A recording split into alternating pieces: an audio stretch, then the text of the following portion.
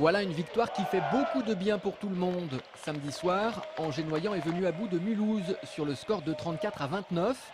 Victoire essentielle puisque Mulhouse est l'un des concurrents directs pour le maintien.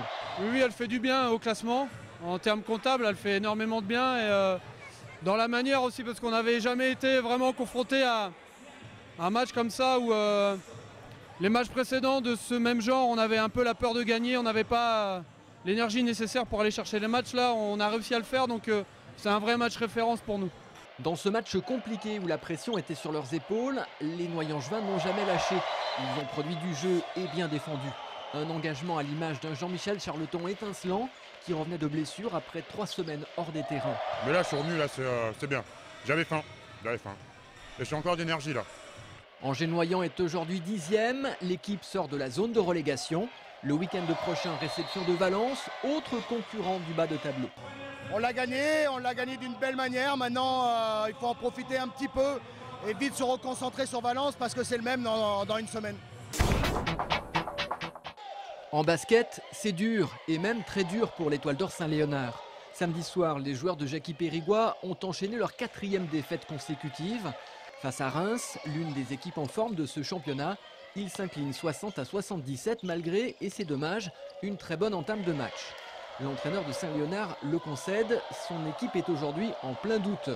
Sa position au classement s'en ressent. 13e, l'Étoile d'Or Saint-Léonard devra en plus assurer un déplacement le week-end prochain à Challans. De son côté, l'ABC chute à Denain 75-73. C'est un mauvais résultat alors que s'annonce un mois de décembre chargé avec la venue de Châlons, un déplacement à Challans et leur match en retard face à Saint-Étienne. La seule bonne nouvelle, elle vient des filles. Elles réussissent le 13/13 lors de la phase allée du championnat de National 2. Les filles de l'UFAB s'imposent face à Reims 70-68. Ça a été difficile, mais l'essentiel est là. Les filles de l'UFAB sont invaincues et leaders. Elles se lancent maintenant dans une seconde partie de championnat qui pourrait bien les mener en National 1. Ce week-end, le comité départemental de badminton du Maine-et-Loire organisait la phase qualificative pour les championnats de France qui se dérouleront à Caen en février prochain.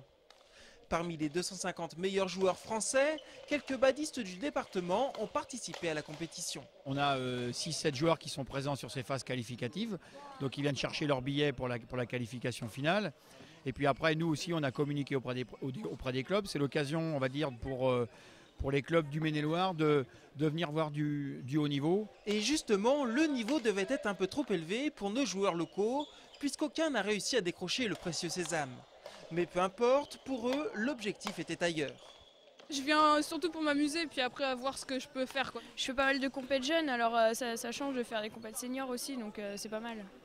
Comme c'est du haut niveau, c'est tout bon pour moi. A noter que pendant la compétition, les joueurs et entraîneurs ont pu découvrir le handibad. Et le meilleur moyen de développer le badminton pour les personnes handicapées était encore de se mettre en situation.